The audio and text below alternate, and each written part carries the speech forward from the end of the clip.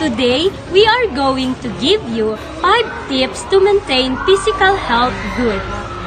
So first, what is physical health? Physical health refers to the overall well-being of the body, including fitness, nutrition, hydration, sleep, and hygiene. It affects our energy levels, immunity. Tip number 1. Exercise regularly.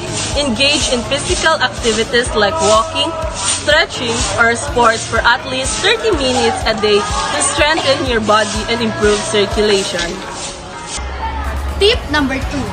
Eat a balanced diet. Include fruits, vegetables, proteins, and whole grains in your meals. Avoid excessive junk food and sugary drinks and maintain proper nutrition.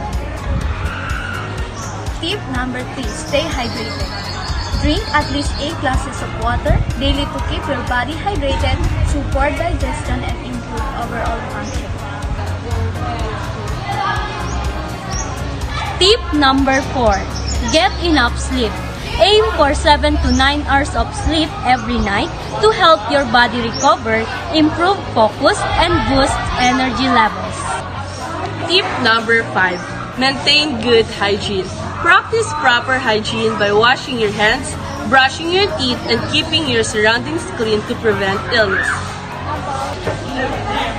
A healthy lifestyle starts with small habits. Exercise, eat well, stay hydrated, sleep properly, and maintain hygiene.